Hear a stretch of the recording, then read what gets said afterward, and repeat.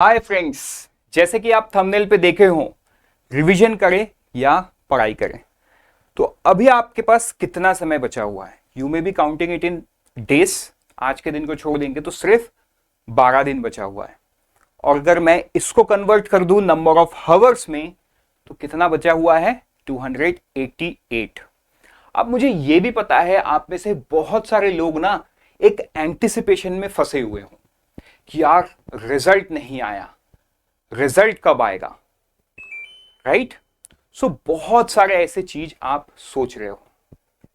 इस सोच को आप कैसे दूर कर सकते हो, राइट? देखो, एक चीज ये है कि आप एंटिसिपेट करते रहो। इससे क्या होगा? समय बढ़ता जाएगा, समय घूमता जाएगा। लेकिन एक चीज इसमें नहीं होगा निश्चित तौर से, वो है आपका रिवीजन, वो है आपका पढ़ाई।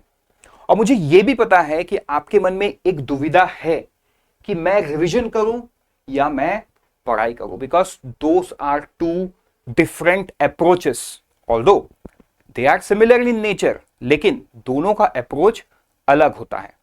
तो इस छोटे से वीडियो में मैं ये डिस्कस करूंगा कि अभी इस मोमेंट पे जब आपके पास सिर्फ 288 आवर्स बचे हुए हैं, मतलब 12 दिन, तो इस 12 दिन में आपको क्या करना चाहिए, क्या आपकी अप्रोच होनी चाहिए? तो ये video in continuation to that video जो सुशील सर ने बनाया था, राइट? क्या कौन सी वीडियो सर ने बनाया था जहां पे सर ने आपको एक अलग ही रिवीजन का टैब दे दिया था, राइट? तो उसी रिवीजन टैब को इस मोमेंट पे जब आपके पास 288 घंटे या 12 दिन बचा हुआ है, उसका बेस्ट यूटिलाइजेशन आप कैसे करो, ये वीडियो उस लिए है। तो friends, very good afternoon and welcome to IXMB। देखो, यहां पे अगर आपको ध्यान होगा, सर ने कुछ इस प्रकार आपके रिवीजन टैब में अरेंजमेंट करके दिया था, जहां पे इकोनॉमिक सर्वे के 200 क्वेश्चन है, बजट के 200 क्वेश्चन है।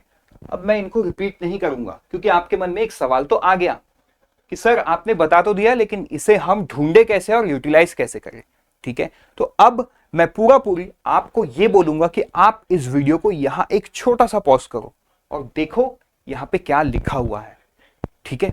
जैसे कि आप एक चीज समझो, जैसे FSR फाइनेंशियल स्टेबिलिटी रिपोर्ट, ये साल में 2 बार आता है। अभी आपको सिर्फ लेटेस्ट वाले पे फोकस करना है, इसीलिए रिवीजन टैब पे सिर्फ लेटेस्ट वाला है जो जून के महीने में आया है, राइट? वैसे ही सारा चीज यहां पे है। अब हम बढ़ते हैं आगे और हम देखते हैं क्या हमारा कोर्स, ठीक है? Let's take a view of the course, जिसमें मैं आपको यह बताऊंगा कि कैसे आप इस रिवीजन टैब का बेस्ट यूटिलाइजेशन कर सकते हो, ठीक है? तो आप मुझे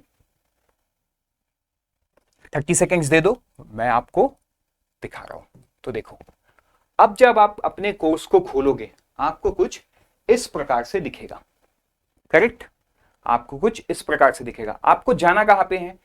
फेज 2 पे जाना है। क्यों? क्योंकि आप फेज 2 की एग्जामिनेशन को दे रहे हो। फिर उसके अंदर में आपको क्या मिलेगा? रिवीजन मिलेगा।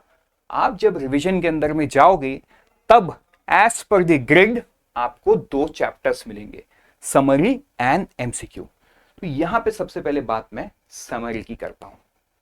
तो देखो, यहां पे समरी में आपको इकोनॉमिक सर्वे, यूनियन बजट, ये 2 चीज आप ऑलरेडी कर चुके हो। मुझे पता है most of you have watched my video, जहां पे मैंने इकोनॉमिक सर्वे एंड बजट को एक्सटेंसिवली कवर किया था। 2-2 घंटे का वीडियो है, उसे आप 2-3 बार देख चुके हो एंड आई नो इट। अगर आप नहीं देखे हो तो अभी आई वुड सजेस्ट कि आप वीडियो नहीं देखो, अनलेस आपको इसे पढ़ के समझ में नहीं आए तो ही आप वीडियो को 2x में देखो हेडफोन लगा के, ताकि कोई डिस्ट्रैक्शन ना हो आपको, ठीक है? ये हो गया। सेकंड, आते हैं हम RBI एनुअल रिपोर्ट पे आते हैं, ठीक है? साल भर RBI ने क्या किया, उसका एक लेखा जोखा चीज यहां पे है। क्योंकि देखो, कहीं ना कहीं आप जब डिस्क्रिप्टिव लिखोगे, you should know the regulator in and out for which you are giving the examination. तो वो तुम्हें RBI एनुअल रिपोर्ट से मिलेगा। क्योंकि आप जब फाइनेंस के कुछ चीजों को लिखोगे, ठीक है, आप ऐसा नहीं है कि आरबीआई एनुअल रिपोर्ट में जो आप पढ़ोगे ये आपको ईएसआई में हेल्प नहीं करेगा, करेगा, राइट? आपको कनेक्ट करने आना चाहिए। तो आपको जो रिलेवेंट सोर्सेस है ना, आरबीआई ने एग्जैक्टली क्या किया, वो चीज आप आरबीआई एनुअल रिपोर्ट से पढ़ोगे। वैसे ही यूनियन बजट में आप ये पढ़ोगे गवर्नमेंट ने क्या किया या क्या करने वाली है, right? Union budget is a forecast.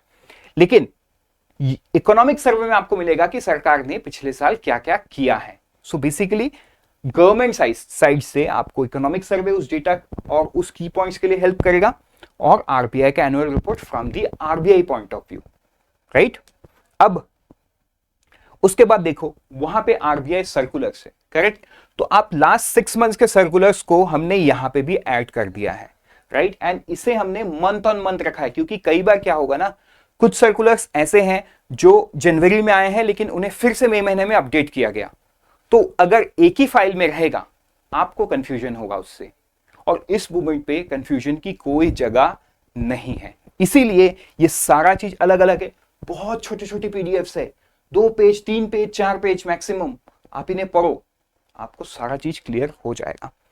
Then comes the financial stability report, ठीक है? उसके बाद इंपॉर्टेंट पीआईबी न्यूज। तो देखो ये एक मटेरियल इंपॉर्टेंट पीआईबी न्यूज आपके ईएसआई में ना ये ब्रह्मास्त्र बन के खड़ा है आपके साथ। अब सवाल यह है कि आप इसे ब्रह्मास्त्र बना पाओगे या नहीं बना पाओगे। अब आपके मन में एक सवाल आया कि सर इसे ब्रह्मास्त्र हम कैसे बनाएं? तो आप इसे कैसे बना सकते हो? बहुत 2 बार 3 बार पढ़ो फिर करो रिवीजन, बिकॉज ईएसआई में majority of the questions you will be able to connect from this PDF, right? That is PIB. ये लास्ट 9 महीने का पीआईबी है नवंबर से, तो आप इसे बहुत अच्छे से पढ़ लेना, that's a request. Then comes the MPC report. तो देखो यहां पे मैं आपको एक चीज समझाऊं, जो लास्ट 6 महीने का मॉनेटरी पॉलिसी या लास्ट अप्रैल से आई वुड से, ठीक है, नॉट 6 महीना, लास्ट अप्रैल से, क्योंकि 6 महीने में तो 3 ही मॉनेटरी पॉलिसी हुआ है। तो अगर मैं देखूं आरबीआई ने मॉनेटरी पॉलिसी में अप्रैल 2022 से रेपो रेट को बढ़ाना शुरू किया, सो वहां से हमें पढ़ना इंपॉर्टेंट हो जाता है। तो इस मॉनेटरी पॉलिसी रिपोर्ट में आपको सिर्फ आखिरी महीने का ही मिलेगा, लेकिन साल भर का जो फॉरकास्ट, इन्फ्लेशन, डब्ल्यूपीआई में क्या हुआ, सीपीआई में मंथ ऑन मंथ क्या हुआ, और आरबीआई ने कब कौन से डेट में रेपो रेट में कितना चेंजेस किया, वो सारा डिटेल्स मिलेगा। एक चीज आपको इस पीडीएफ में नहीं मिलेगा, वो है statement on developmental and regulatory policies, right? तो देखो ये कंफ्यूजन एक आपके मन में हुआ था, मुझे टेलीग्राम चैनल से पता चला, तो उसे मैं यही एड्रेस कर दूं। आप एक चीज समझो, जो statement on developmental and regulatory policies होती है वो आरबीआई का एक फॉरकास्ट होता है कि in every monetary policy RBI says what they are going to do in the next 2 months, ठीक है, and basis on that they release the circular. तो statement on development and regulatory policies पूरे पिछले साल का पढ़ने की जरूरत नहीं है, क्योंकि वो सारा चीज आप आरबीआई सर्कुलर्स में कवर कर लोगे already. So do not worry about those part, ठीक है? कोई भी डाउट रहे आप कमेंट सेक्शन खुला हुआ है, जो सवाल है आप निश्चिंत तौर से पूछो, आई विल आंसर देम, ठीक है? चलो, then comes the important reports and indices. यहां पे हमने क्या किया, यहां पे भी तुम्हारे मन में एक सवाल आया होगा कि सर ये चीज तो जनरल अवेयरनेस में ऑलरेडी है, तो वो फाइल और इस फाइल में क्या फर्क है?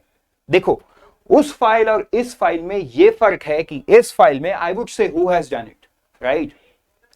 हमारे जो अमित परिसर है उन्होंने एक्सटेंसिव टाइम स्पेंड किया लास्ट 9 महीने के फाइल्स में, and he has found out some important reports and indices which you should not miss at any cost. वो सारा चीज आपको इस पर्टिकुलर फाइल में मिलेगा, ठीक है? Then comes the important government schemes and programmes. Again यहां पे भी अमित सर ने उन स्कीम्स को फोकस में रखा है जो आपके सिलेबस के लिए बहुत ज्यादा इंपॉर्टेंट है, पहला। दूसरा, इतने कम समय में आपको क्या प्रायोरिटी में रखना चाहिए, क्योंकि देखो पढ़ने के लिए चीजें बहुत है, बहुत। कितना पढ़ लोगे बताओ?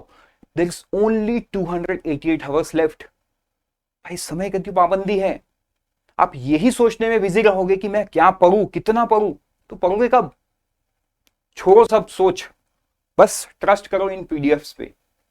इसको आप पढ़ो, रिवाइज करो, यू आर सॉर्टेड, ठीक है, अब मैं जा रहा हूं यहां से वापस और मैं आपको दिखाता हूं एमसीक्यू। ठीक है, तो देखो ये है सारे चीजों का एमसीक्यू। देखो यहां पे एक चीज मैं बताऊं, हमने यहां पे एक बोनस भी दी है आपको, क्या है वो मैं अभी बताऊंगा। एमसीक्यू ऑन यूनियन बजट, इस फाइल में आपको 200 एमसीक्यू मिलेंगे। इकोनॉमिक सर्वे 200 एमसीक्यू मिलेंगे। समरी को पढ़ो, उससे ज्यादा इसको रिवाइज करो, बिकॉज पूरे समरी में जो लिखा हुआ है उसको हमने अलग अलग तरीके से सवाल बना के इन फाइल्स में आपसे सवाल पूछा है। तो आपको एक पर्सपेक्टिव समझ में आएगा कि सवाल कैसे पूछा जाएगा एग्जाम में, and that is going to help you a lot. Then comes the RBI MCQ paper 1, RBI MCQ paper 3, general finance and management. यहां पे आपको दोनों फाइल मिला के 400 क्वेश्चन मिलेंगे, 200 plus 200, which is going to help you a lot in the MCQ part of ESI and finance and management. ठीक है, clear. Then comes the, और यहां पे एक मजेदार बात बताऊं, ये क्वेश्चन आप ऐसे नहीं सोचना कि ये आपको मॉक टेस्ट में मिलेगा। मॉक टेस्ट से अलग है ये questions. This are different question divided on the basis of the chapters that are there in your syllabus। कितने मजेदार वाली बात है ना। अब RBI MCQs अकाउंटिंग, जो मैंने बोनस की बात की थी वो ये है। यहां पे आपको अकाउंटिंग जो नया ऐड हुआ है उसके 100 क्वेश्चंस मिलेंगे। अगर आप अकाउंटिंग से हो या नहीं हो, दैट डजंट मैटर, इसे आप देख लो। अगर आप नहीं हो अकाउंटिंग से तो इस लास्ट मोमेंट पे आप जो बैलेंस शीट वाले क्वेश्चन है, क्योंकि उन्हें समझने के लिए आपको एक समय देना होगा। अगर आपके पास उस समय की कमी हो जा रही है तो आप उन्हें छोड़ सकते हो, क्योंकि बाकी सारे जगह से आपको चीजों को कवर करना होगा। देन कम्स द आरबीआई का annual report, financial stability report का एमसीक्यू, फिर half yearly report of management of foreign exchange reserve उसके एमसीक्यूज, और reports on currency and finance 23 इसके एमसीक्यूज। अब अगर आप टैली करोगे कि सर ने जो बताया था, जो शुरू में मैंने ग्रिड दिखाया था, राइट, अब मैं ग्रिड में वापस भी चला जाऊं आपके लिए ताकि आपको चीजें आसानी हो जाए। तो यहां पे देखो एक चीज आपको थोड़ा सा कमी लगेगा कि सर यहां पे एक चीज नहीं है ना। कौन सा चीज नहीं है वो मैं आपको बता रहा हूं। देखो यहां पे आपको एक कंफ्यूजन हो सकता है कि सर आपने इसके बारे में कुछ नहीं बताया। मॉक टेस्ट 300 जो लिखा हुआ है, मॉक टेस्ट 300 ये कहां पे है? तो ये कहां पे है? ये हमने जो मॉक टेस्ट आपको प्रोवाइड कराए हैं वो मॉक टेस्ट 300 है। तो देखो इसे आपको बेटर यूटिलाइज कैसे करना है, आपका जब मॉक टेस्ट खत्म हो जाएगा उसके बाद, या मॉक टेस्ट अगर आप नहीं दे पाओगे, इन दैट केस आप मॉक टेस्ट को सबमिट करके उनके क्वेश्चंस को आप पढ़ लो। ठीक है, now is the time to revise with this arsenal in your hand. ठीक है, इससे हमारा ये छोटा सा वीडियो यहां पे खत्म होता है। So thank you and all the best for your preparations, और always remember IXMB helps you prepare 50% faster.